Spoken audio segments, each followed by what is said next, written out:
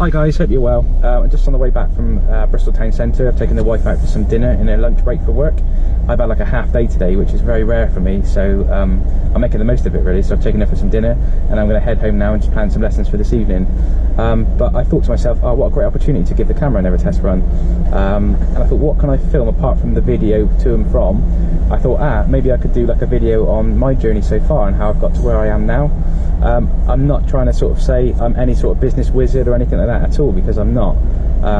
But this story might help some of you guys, you know, in the same position I was about 7 or 8 years ago. So just a bit of a backstory then, I suppose. About 7 or 8 years ago, I was working in Sainsbury's in Emerson's Green, and although I was working with a great bunch of people, and I used to love working with those guys, I just never felt fulfilled in my role really. I never felt like I was pushing myself. It was just like a go to work, switch the brain off, do 9 to 5, come home, and it just didn't fulfill me. I did that for a long time. I did it, I said, so probably did it for about 7 years or so, and I should have left a long time before that, but I didn't. I just kept pushing myself, thinking, oh, I got to pay the bills, all that sort of stuff. I'll just stick to where I am. Music's not a very safe, steady career. I'm better off here getting a steady paycheck every single month. And that's the reason why I stayed where I was for such a long period of time, and mainly because I was scared of sort of taking a leap really and sort of trying something different.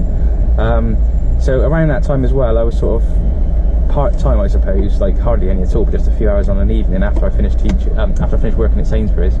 I would do a few lessons in the evening, and probably the standard of lessons back then is nowhere near the standard of lessons that I deliver at the moment. And apologies to those students if you're watching. It wasn't intentional. I just didn't have the time to plan the lessons as I should properly, and I didn't understand what it was really back then to be a guitar teacher, you know, and do the job properly. So yeah, I mean, I was doing that in an evening and sort of coming home from work. Say I finished at 5, maybe half 5, 6 o'clock. I was starting my first lessons, doing a couple of lessons, and I just sort of, you know, that was it. That was what I was doing, and it's just a bit of extra sort of bunch money, you know, a bit of beer money with the mates, and that was paying for that. And I didn't really see it as like a job. And then I suppose I thought, I was looking at ways of sort of thinking, how can I get out of this? And I didn't have much confidence to go and apply for another job, or, you know, I thought I'd just do the same thing. Don't really have lots of skills. Yes, I've got, you know, I've got a degree or whatever, but it's a degree in music. You know, what can I go and do? And I suppose I think I had like a big meltdown at one point where I sort of like panicked about the future and what I was doing with my life, and that caused me to sort of think, right, I really need to do something about this, and doing something about that was actually, you know, handing my notice and leaving, you know, Sainsbury's, and that wasn't an easy process at all, because it created lots of stress anyway by doing that process, but it was probably one of the best things I ever did. At the time, yes, as I said, it was stressful, but I did plan it, and I sort of thought to myself, you know, right, I'll sit down, how many lessons do I need each day to cover the money I was making at Sainsbury's? And I'll openly say to you, I was doing about 24 hours a week at Sainsbury's, and I was probably taking home about £680 a month, and that's not compared to, like, you know, what I have to make today to cover the mortgage and all that sort of stuff, and a car, and that's not a great sum of money, but at the time it was scary, and I was thinking, oh, how am I going to make that money from music? It's impossible. Apart from gigging, I was gigging a few times a month as it was, because I've been gigging probably since I was age 9. I've been playing in bands and stuff since that age. Apart from making a few £100 on a weekend, it wasn't going to quite cover it, and it wasn't as reliable, as sustainable income as I was working in Sainsbury's. So it took a long time to get the confidence to actually think, right, I've got to do something about this. And it was the teaching which was my way out of sort of doing that. I started up my sort of advertising. I did lots of leaflets, lots of business cards around music shops, just popped them up everywhere I could. Started talking actively about it and what I was doing, and trying to get into more teaching and stuff. And through word of mouth from friends talking to friends, you know, lo and behold, I had sort of 4 or 5 students, you know, on an evening or some throughout the day, pretty much Monday to Friday. And I was just thinking, Jesus, this is, you know, it's really working. And that gave me the ability to be able to sort of say to Sainsbury's, you know, thanks very much, but I'm off, sort of thing. So I guess what I'm trying to say is, if you've got an idea or you've got a passion for something, just go for it. You know, most of the people I've spoken to that have done that, you know, have had ideas or business ideas and they've gone for it. 9 times out of 10, it's been a success for them. You know, providing you're passionate and you really do care about what you're doing, then it really will work for you. if you're not that sort of person, and you know, some people are not that sort of person, and that's fine. If you're happy doing your 9 to 5, working at Sainsbury's or wherever it may be, or retail, that's absolutely fine. You know, you don't have to be, but some people need a bit more in their life, and I felt like I was one of those people. So yeah, I mean, that's what I did, and I'm guessing just saying I'm trying to recommend to anybody to sort of, if they're thinking of that, obviously do your plans and make sure that you know you can cover your bills, because you might have dependents, you might have a mortgage. You know, you need to, and if you've got a partner, you need to talk to them and make sure they're happy for you to do it. But yeah, just go for it and just give it a try, because if I wouldn't have done that, I would probably still be there now. Probably climbing up the ladder and becoming a manager or whatever, and probably not very happy in the job I was doing. So, you know, you got to try these things, and that's why, like, this idea, for instance, this MX Live is all come from sort of experience, really, confidence of I've done something, it's worked, I've got a real buzz from it, and it's been really successful, so I'll do it again, and I'll just do the same. Another idea comes up and I'll give it a go. Yes, not every idea works out exactly how you planned it to work out, but every idea there will be a learning process that you'll learn a lot from, and which you can apply to the next one. And as I said, not every idea I've come up with has been a genius idea and thought, actually, that worked really well. Some of them haven't worked really well, but you just learn from that, but you get confidence from the ones that do work really well. And from experience of doing that, it sort of gives you more confidence and more, you know, more determined next time on the next project to push it even further. So, you know, that's something I'm trying to do at the moment, and this is what this MX5 thing is all about, really. I want to talk to, you know, local musicians. I want to talk to, you know, business people, you know, people not working necessarily the 9 to 5, or maybe you are. I don't know. I'm pretty open. I'm not sort of saying anyone. It's got to be all business people, because it'd be interesting to get the other side of the coin as well. Like, you know, I can still remember what that was like, but I'm looking for this sort of people, and also to talk to them about like how they deal with their sort of keeping their mental health in check, because I find that as a musician, that's a, you know, tricky thing to do.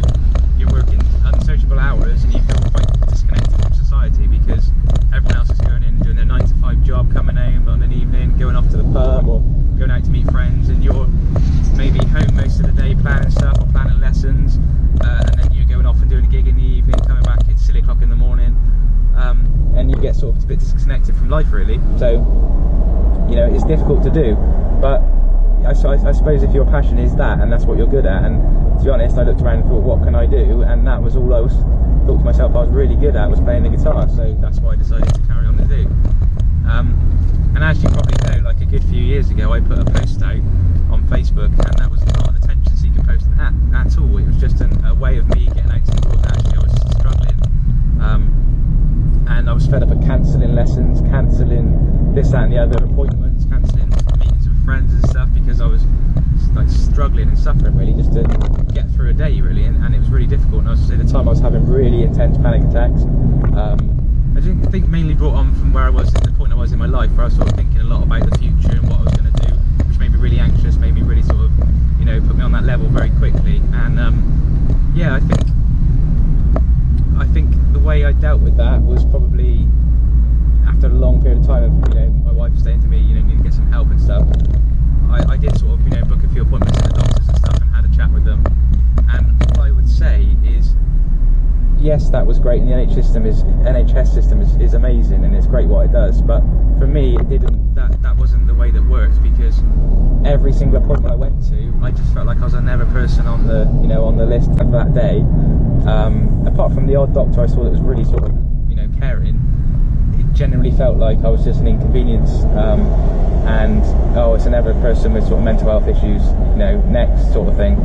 And every time I went, I was always offered like antidepressants, try this, try that, and I kept saying, no, I don't want to do that. This isn't the way I want to deal with it. And so it made me really frustrated. It didn't actually help the situation at all. It probably made it worse, because I felt like no one was listening. So in the end, I sort of thought to myself, right, I'm going to try and tackle this myself.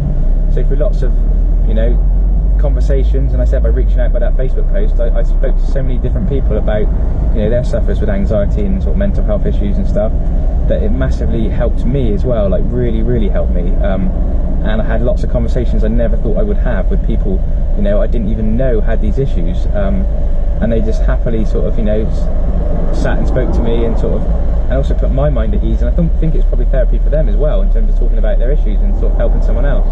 we all like to help other people, and that's another reason why I'm doing this blog, sort of video blog thing, really, because if I can help somebody, or someone watches this video in the state of mind I was like 7-8 years ago, I love to be able to sort of help those people, you know, and watch this video and it changes their perspective. And that would be great just to do that. If I did that for one person, it'd be worthwhile.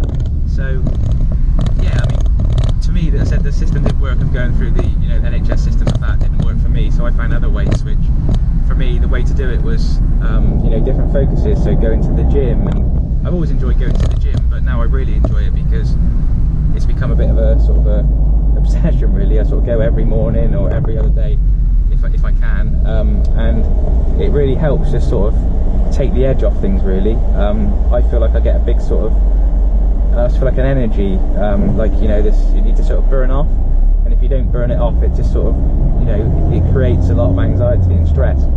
So the gym helps me do that every day, so it helps me burn off that energy. Or I go on a bike ride, or even just talking to your friends, or going to a coffee shop and having a coffee with a friend and having a chat.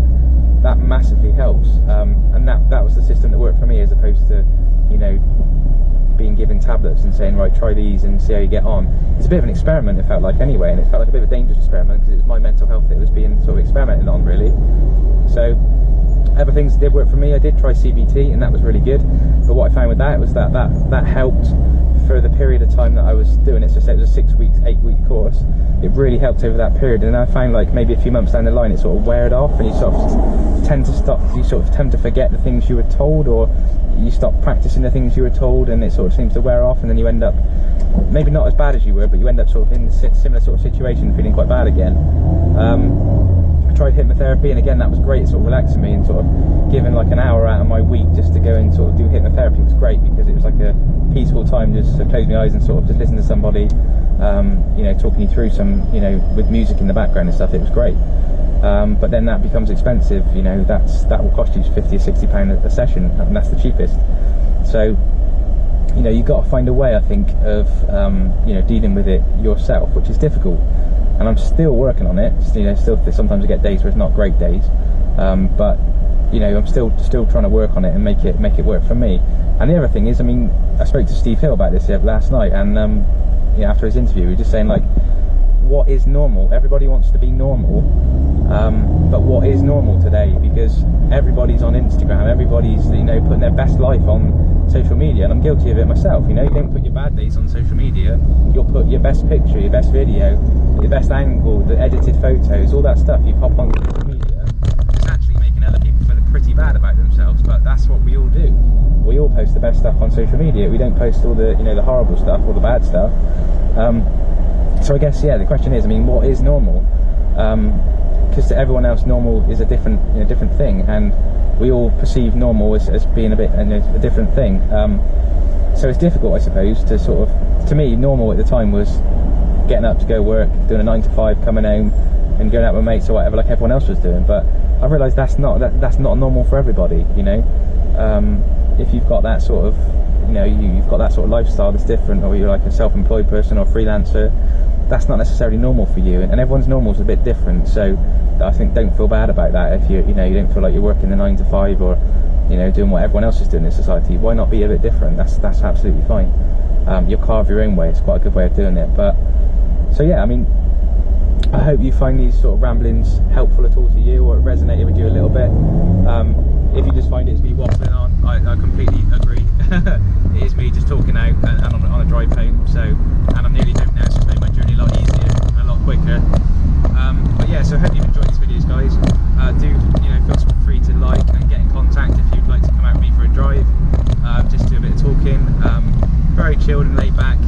Talking about, you know, you really, and what you do in your, you know, day to day, and what that looks like for you. I think by talking with other musicians and other people about their day to day and what happens in their day to day, because I was under this sort of influence of thinking in my head that everybody was just like flat out every single hour of the day, and I tried making my day look like that, where every hour of the day was full with something, but that just doesn't work, and you end up burning yourself out.